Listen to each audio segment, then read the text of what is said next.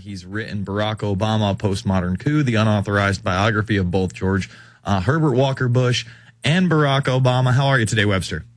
Hi, Jason. How are you? And don't forget my most recent, Surviving the Cataclysm, your guide to the worst financial crisis in human history. And I'm sure it's very, very thorough, just like all of your other works. I mean, Synthetic Terror, through the 3 editions that you put out, is really just an unbelievable accumulation of evidence against the quote-unquote official version of 9/11. But I wanted to really discuss what we talked about a few weeks ago when we were in D.C., John P. Holdren and this Ecoscience, Population Resources, and Environment book. Why don't you give us just a little history of who John P. Holdren is and what beliefs he holds? Well, the general heading here is, of course, the presence of a genocidalist current, which is quite strong inside the Obama administration. And I think you can't address these healthcare debates without bearing in mind that there are people in the Obama White House today that have gone on record publicly advocating what amounts to genocide, what amounts to Nuremberg crimes, high crimes against humanity, under the Nuremberg precedents of 1945, 1946. And you've got to bear in mind that whatever law is passed, whatever the details of any bill might be, the people writing that law into regulations, right? The law is one thing, and then it's got to be translated into detailed regulations for the operation of a federal agency or something like this. Plus the people that would then be sitting on these boards. If we look at the kind of people that get appointed to the White House, you get the 44 czars. How many of the 44 czars in the Obama White House are in fact genocidalists? I think quite a few. And we should go through the entire list. But if you want to start with Holdren, that's a good place to start. John P. Holdren is currently the official special assistant to the president for science and technology. He's the chairman of the White House Council on Science and Technology, and also the president's committee on science and technology. So this is a very important post. So you go back and look at this guy. We got his writings out, as you know. We went through them, and we go back to 1977. I have here the 3rd edition of his book Ecoscience, which he co-authored with Paul Ehrlich and Ann Ehrlich, both of Stanford, and John P. Holdren is a contributor. So whatever is said in the book is approved by John P. Holdren. So what we find here is somebody who openly announces that he's a neo-Malthusian. In other words, he embraces the doctrines of Reverend Thomas Malthus, who was the official ideologue of the British Empire in the 19th century. The guy was an ideologue of genocide. He was the one who got the poor assistance to British paupers lifted, so they died by the tens of thousands. And he also superintended the looting of India, leading to famines that killed many, many millions, all during the 19th century. So he says, I'm in that tradition. I'm with Malthus, and we might as well say also with Jeremy Bentham, the utilitarian, because you'll see that coming back in a lot of these arguments. So he basically says the root cause of all the problems of the human condition is overpopulation. The world is overpopulated. Why is it overpopulated?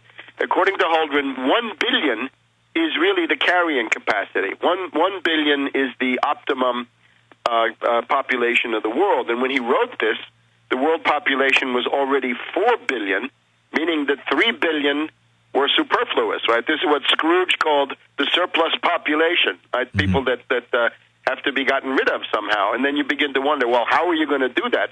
3 billion people, 75% of the world population at that time. And what would that mean today, right? 30 years on, one of his colleagues, a guy that he has, he's put essays by this guy into his various anthologies, is a character named Pimentel. Pimentel used to be at Cornell, I think he's still there, has said that the current world optimum population would be between 1 and 2 billion. Well, that doesn't help us too much because now we're well over 6 billion, so this still leaves 4 to 5 billion people who are superfluous. And then he looks around the world and he says, well, what do? We have to use triage, right? You have to separate the ones that are going to get better anyway, the ones that are hopeless, and then try to help the ones in the middle. And according to Holdren in 1977, you had to do that with food aid. So you take some countries and consider them hopeless and write them off. And he actually says the country of Bangladesh is hopeless, and we should suspend food aid to them. And at that time, He said India may also be so poor that they may have to be triaged. Now, if it's Bangladesh, I suppose that's between 100 million and 200 million, depending at what time we got to this. And, of course, India today would be over 1 billion. So you're in this area of ultra-Hitlerian figures, right? Things that go far beyond Hitler, Stalin, Mao, whoever you happen to think the world champion of genocide is. He gets up into the Pol Pot League.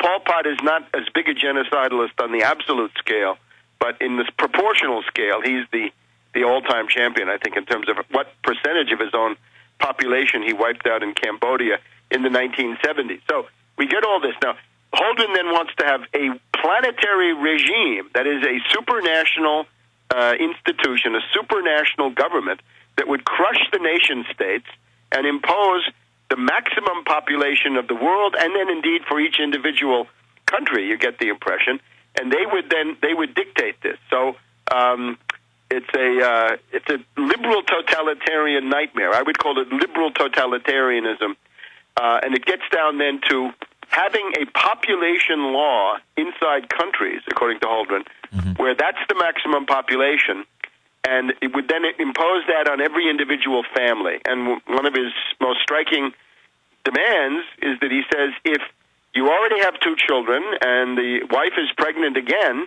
then compulsory abortion will be in order. That the state would come, the Malthusian police would come and say, this baby has got to be aborted. Men in the same condition would be subjected to obligatory vasectomies. He quotes a program that had existed in India under Indira Gandhi before she found that it got her kicked out of office in 1977, that compulsory vasectomies were imposed on certain classes of males in India.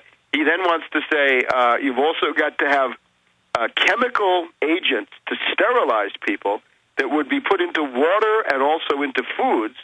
And he regards this alternative as being especially democratic and egalitarian because the rich would not escape and the poor would be in the same boat as the rich. It's really just sick. I mean, let's just overview this. It's unbelievable. Malthusian madman.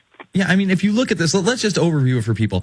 Back in the 70s, this man wrote a publication in favor of the genocide of over 1 billion people through means of starvation and then mass sterilization through its water supply and food supply. This is pure insanity, and this is a guy who is really at the top echelons of this administration right now.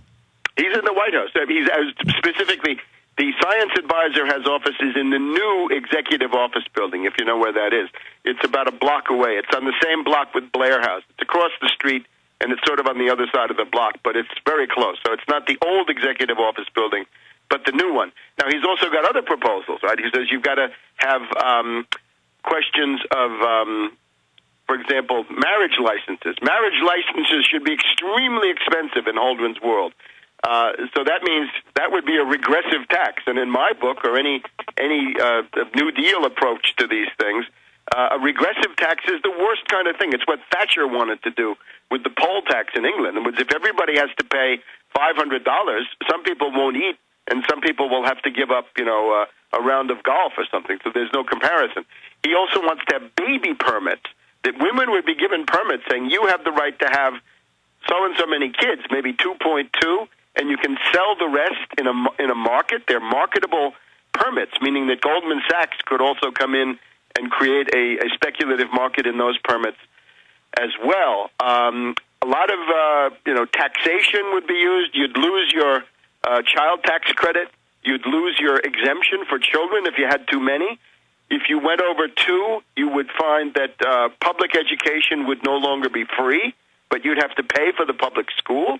I mean, this stuff is absolutely monstrous. This takes you right back to, the treadmill and the poorhouse. It takes you back to Scrooge, right? It's back to the free market, right, as it existed in England in the early 19th century. So it's absolute I see a lot of the proposals that are coming out, Webster, kind of as a softer version of what he wrote about in the 70s. Like you said, in the 70s, they're writing about, we'll just sterilize people, compulsory abortions, compulsory vasectomies. But now they're saying, well, we won't necessarily do that. We're just going to overtax you for your children and give you kind of like a China one-child policy, but we'll make it a two-child policy. And if you have enough money to, support your kid, your third child in public education, you obviously have enough money to buy the other 0.8 child permit that you would need from some other family, correct? Yeah, these people are crazy. His leader is this Paul Ehrlich, who in 1968 wrote a book called The Population Bomb, which, like so many of the studies that came out in this orgy of pessimism and obscurantism and anti-science hysteria in the early 70s, is discredited because there is no population bomb. If you look at Russia, look at Europe, look at Japan, the populations are falling. The U.S. would be falling without immigration, and for the rest of the world, things will apparently stabilize within a couple of decades. So there is no population bomb. Look, all I can say is I drive all over the country. There are open fields, mountain ranges. There's nobody there. There's more than enough room for billions more, folks. We'll be back after this.